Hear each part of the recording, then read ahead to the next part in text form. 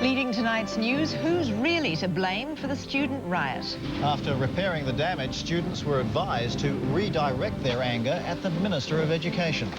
One tribe finds the cost of delaying the fishing season too high, but the matter remains before the court. Calling in the debts, social welfare aims to recoup money owed from as far back as 1968.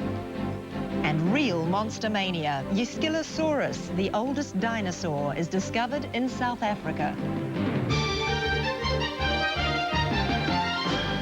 Good evening. Otago University students were nursing bruises and bumps today, legacies of their confrontation with the riot police.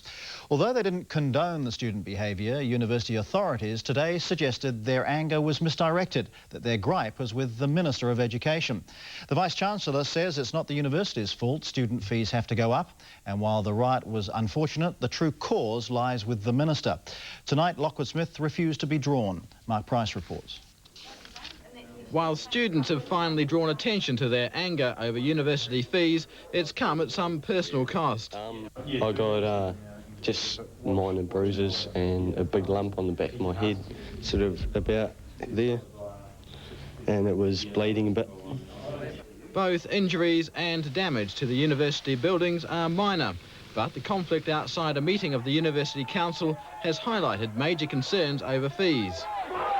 Otago fees range from $1,250 to $7,500 a year, but the university says it's not to blame. It believes students should be targeting the government.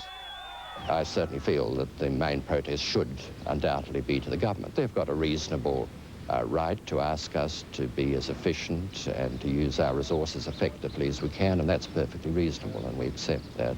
But I think if they want to protest in the way that they are at the moment, then I think they are protesting to the wrong people. One Network News tried to get Education Minister Lockwood Smith for comment, but he refused to make himself available.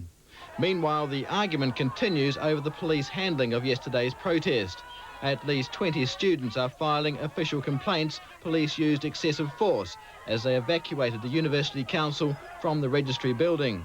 Well, I just got donked on the head just up here, but it's pretty much gone down this morning, because it was just a mild concussion, I think, so yeah. How'd you get that? Just been hit on the head by a baton, police baton, yeah.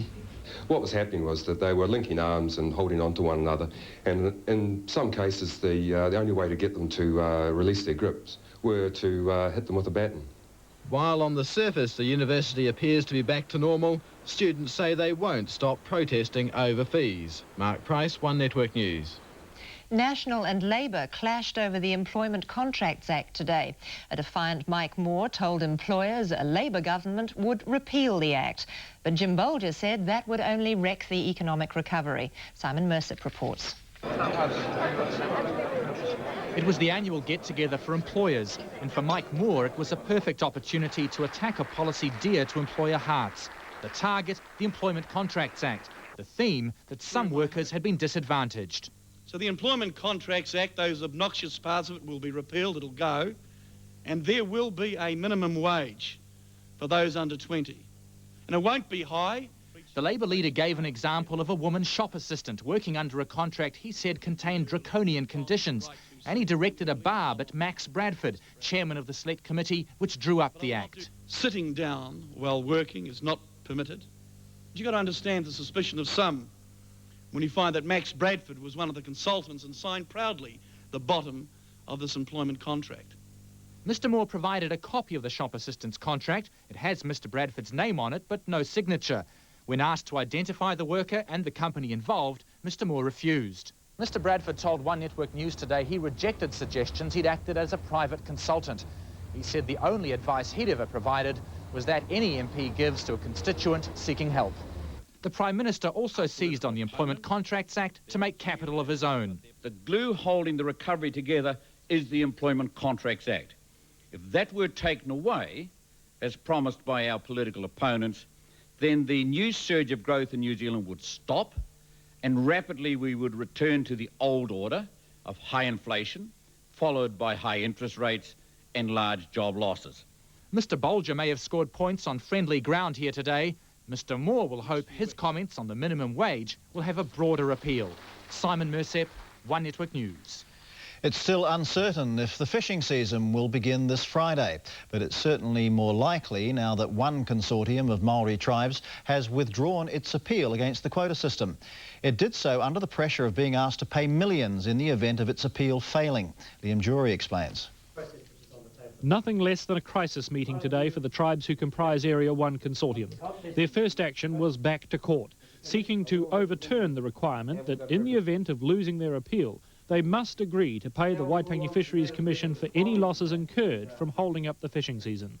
The issue is whether or not we have the right to appeal, and we do so without an unprecedented obstacle of this magnitude. I mean, it's ludicrous. With so much at stake, the appellant tribes really had no easy choice. They couldn't accept liability because to do so would expose themselves to millions of dollars if they lost their appeal. But then, as they put it, they still lose millions anyway in having to live with a system they believe is unfair. Especially Matthew Rata. Under the present temporary system, the Muri Whenua are getting 0.8% of the quota, while Ngāi Tahu in the South Island get 49%. Enough's enough. The issue commands and demands equity and fairness. But the issue has run out of time, with the season due to begin on Friday. Delay is just compounding and becoming hugely expensive. That's what's got to be overcome, but we can't move until we can deal with the loss. So the Commission is in court this evening as well. Notwithstanding those pressures, an hour ago the majority of the tribes at the meeting in Tauranga decided to withdraw their appeal and live to fight another day. Liam Giori, One Network News. And the Court of Appeal is still sitting at the moment, and if it removes the liability clause, at least 3 tribes will proceed with the appeal. President Yeltsin is stepping up the pressure on rebels in the Russian parliament. More troops have moved in around the building and the rebels have been ordered to lay down their arms. Ian Wishart reports. Another 2,000 troops were brought in overnight and deployed around the White House. In the cold and wet, they had the streets to themselves. Morning will bring the deadline for rebels inside Parliament to lay down their arms and leave. There's been no word on what will happen if the rebel MPs refuse. Earlier, President Yeltsin ordered the White House sealed off with barricades of water trucks, barbed wire and more troops and police. Throughout the day, they prevented demonstrators supporting the rebels from getting close to the building. And there were angry scenes as the crowds tried to break through police lines. Inside Parliament, rebel leader Ruslan Khasbulatov says Boris Yeltsin will be responsible for any bloodshed. And he showed off to deputies the bulletproof vest under his shirt. Boris Yeltsin has repeatedly said he won't use force against the rebels. But so far, those reassurances have done nothing to relieve tensions around the White House. The final confrontation may be only hours away. Ian Wishart, One Network News. Georgian President Eduard Shevardnadze has vowed to recapture the Black Sea port of Sukhumi as the first trains carrying refugees from the city arrived in the capital, Tbilisi. Thousands more escaped by sea or into the mountains. The loss of Sukhumi is being seen as a national disaster, with many Georgians preparing to fight for its return. The Department of Social Welfare is getting tough. It's calling in its debts, some dating back more than 20 years. Karen Pickersgill reports. This was social welfare in the days before computers, days when it couldn't keep on top of unpaid debts. Those debts were never forgotten, and now it has the means to call them in. New technology is helping recover millions of dollars, in some cases money owed for a quarter of a century. Aptly, the system is called TRACE, Tracking, Recovery and Collection Enforcement. There has been an attitude that sort of ripping off the Department of Social Welfare is about as serious as a speeding ticket.